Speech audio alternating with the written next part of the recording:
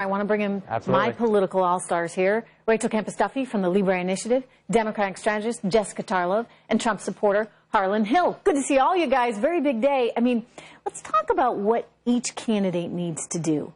You know, for Hillary Clinton, I think she needs to come across as trustworthy, likable, things that are kind of hard, frankly, for her. And, you know, he needs to come across as very serious. So with that in mind... Which is difficult for him. Who has the tougher road ahead tonight, Harlan? Well, without question, the trend is against Hillary. I already, over the weekend, I smelled a little bit of panic in Brooklyn. You know, they see tightening polls. They see that there's growing momentum for Trump, and there's this enormous enthusiasm gap. So she needs a game-change moment. And when she feels like her back is up against the wall, we saw this in 2008, she takes risks.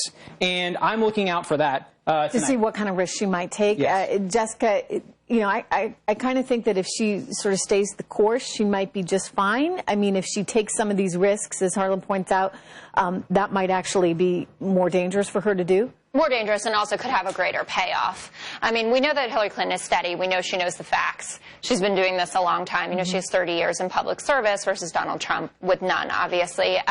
So I don't think the audience is looking to see, you know, who knows more about the details. They know that she does, but they're looking to see if she's relatable, if there's someone that they want to listen to for the next 4 years, and if she's someone who shares their vision for America. I think that's a word that's been left out a lot. I mean, I feel like she doesn't have a shot at being more relatable, Rachel. I mean, like, even if she tries... But there are a lot of people tuning in who haven't been paying attention yet. You're talking about 100 million people here. There are people, I mean, obviously they know what's going on because this has been kind of the reality show election. But they're going to be seeing the two of them next to each other for the first time, which is a pretty big deal. Could it be surprisingly boring, though, because of that, Rachel? I mean, because both of them know that there's so much at stake, and you can't turn it into a reality show.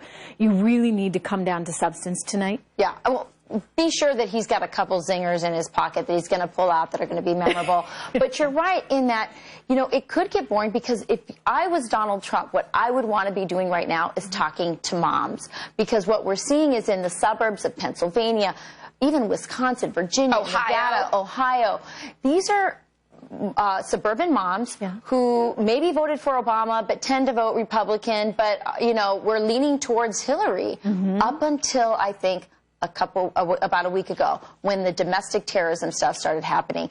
And the New York stuff is scary for the Pennsylvania moms. That's kind of close to home. Right? But let me tell you, St. Cloud, Minnesota, that strikes fear into the hearts of moms, because if it can happen in St. Cloud, Minnesota, it can happen anywhere, and that's scary. And people are afraid of him, though. Let's be frank about this. They're afraid of him because they think that he's too wild, that he's too spectacular. He's like he's a high beta stock, right? You know, he can go one way or the other. And so, does he then need to convince people that he will be slow and steady?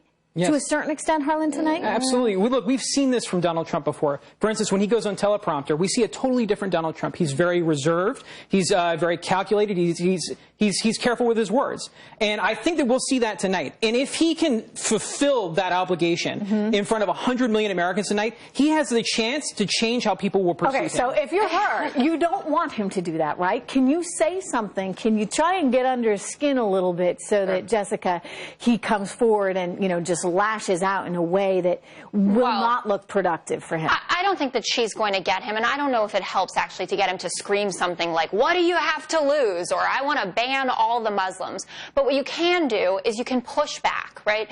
You can say, "Could you give me a little more detail about that?" Because that's where Donald Trump is actually failing, in the policy prescriptions, in the meat of his policies. And I think but how about how you can needle her? I mean, do you remember this moment? Yeah. What difference does it make? I mean, she can also get under her skin, absolutely. too. I mean, the two of them can be volatile, him way more so than her. But, you know, he's had great success with a totally different audience than we're going to be having tonight. The GOP primary looked very different than a national electorate. He needs 65 million votes. But here's the thing. That's true. She never gets pushed the way that he does. That's not true.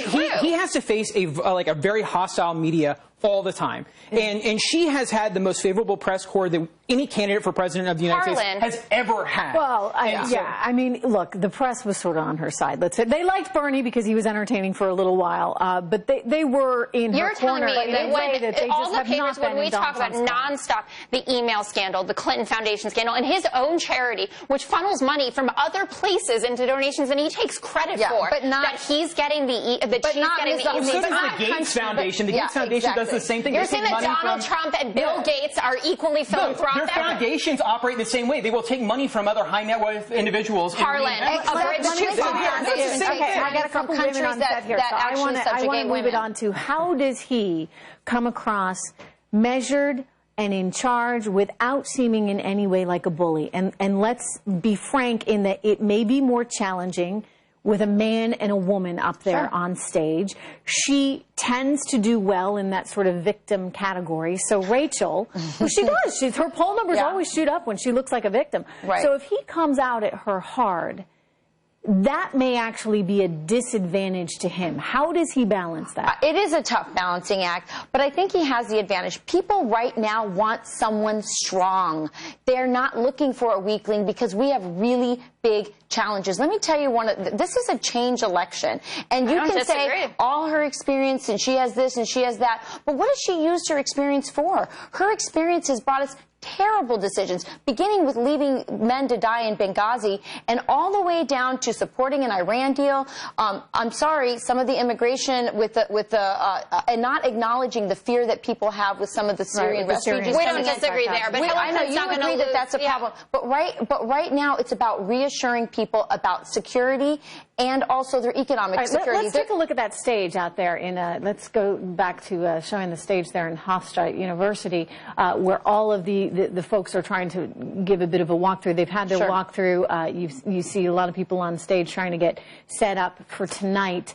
How much is the crowd going to matter, Harlan?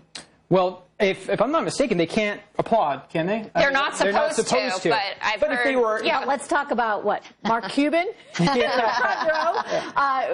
was sort of designed to try and freak Trump out to a certain extent. He, of course, was backfiring with Jennifer Flowers over the weekend. Well, what a brilliant move by Trump to counter that. I mean, he's showing that, if you try to put my feet to the fire, I'm going to respond. I'm going to, in an election where I need female voters, I'm going to bring out the mistress of the woman's husband to shame her. That's a brilliant move to pull in female voters. You know what happened? Mark Cuban backed down. He's not going to be in the first row. Trump got his way. I mean, this is... Would you ever say that Trump does anything wrong? It also needs to shore up Republicans. And Republicans do like that kind of strength. They're kind of sick and tired of how the... Strength of bringing the mistress? Well, what I'm saying is they, bring a gun. You bring a knife, I'll bring a gun. They kind of want somebody who's going to stand up to the Clintons and not let them get away with it. Never Trumpers are still not into him, but we're going for independence now. That's true. I know that you guys agree with this. And independents don't want a blowhard. They want strength and they want security, but they don't want a bully. I should point out he's bringing a Gold Star mom and a Benghazi survivor. Smart Thank you so much. Good to have all of you here